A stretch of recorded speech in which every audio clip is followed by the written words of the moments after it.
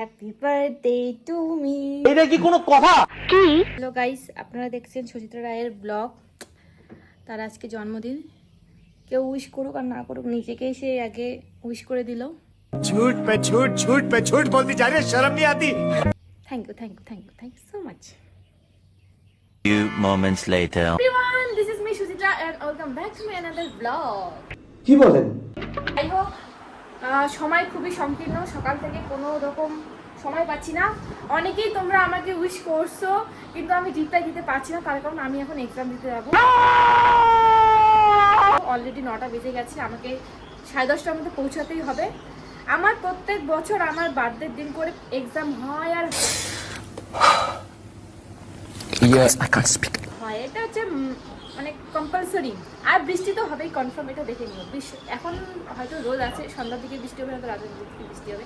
যাই হোক, টাটা, তোমার সাথে কথা বলার এখন সময় নেই। টাটা, দেখা হচ্ছে পরে বিকালের দিকে। চলে এলাম ট্রাফিকে। 10টা বাজে, তো আমাকে যেতে লাগবে, সময় লাগবে 1 ঘন্টা। 11টার মধ্যে পৌঁছাতে হবে। তো চলো যাওয়া যাক। কি সুন্দর!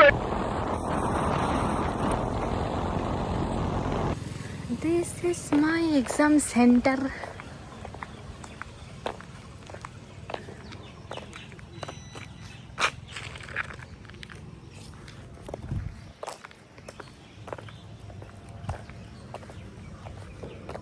গাইস, এতদিন আমি 49 নম্বরে বসতাম, আর আজকে সিট চেঞ্জ করছে, আজকে 5 নম্বরে বসতে হবে আমাকে।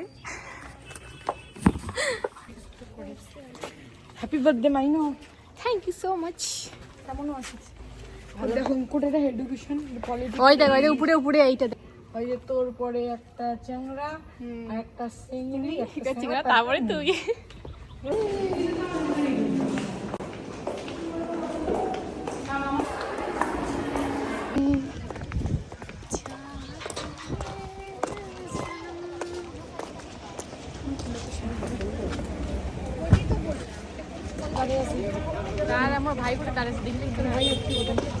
পরীক্ষা শেষ করে বাড়ি ফেরার পথে এখানে আমরা এখন ফুচকা খাচ্ছি, কারণ খুব খিদা পাইছে, তাই এখন আমরা ফুচকা খাবো।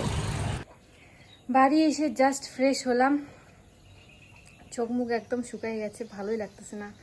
এখন যে কি করি, এখনো কিছু খাইনি, খিদা পাইছে খুব। তো এখন আমি ঘুমাবো। তো ঘুম থেকে উঠে দেখা যাক কি করা যায়।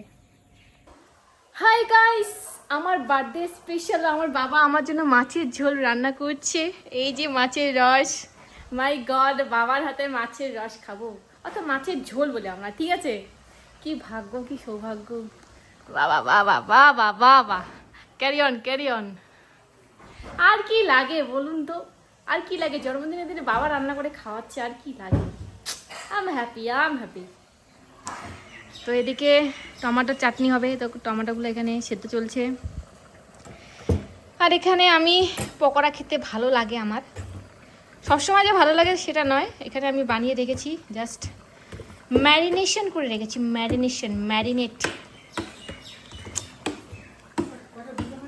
রান্না কমপ্লিট হয়ে যাওয়ার পর এখানে আমি নতুন জামা কাপড় পরে, কাজল লিপস্টিক টিপ পরে এখানে আমি মন খারাপ করে বসে আছি।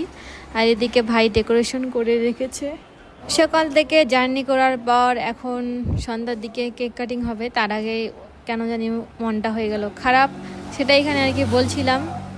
তো যাই হোক, এরপর তাই পরে আর কোন রকম এক্সাইটমেন্ট থাকে না, মানে ছিল না মনের মধ্যে। আর এখানে সুন্দর করে সাজিয়েছে সিম্পলভাবে, যেহেতু ঘরোয়াভাবে বার্থডে সেলিব্রেশন করা হচ্ছে। তো এখানে এখন আমি কেক কাটিং করব।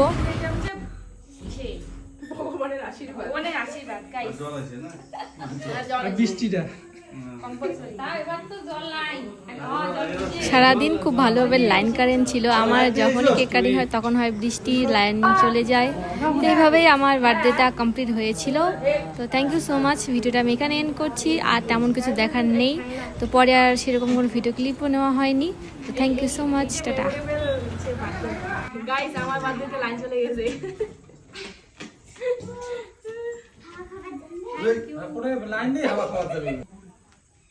আমার জন্মদিনে এত কষ্ট করার জন্য ধন্যবাদ।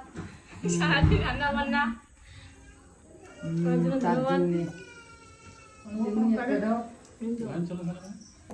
গাইস এখন আমি কেক খাবো।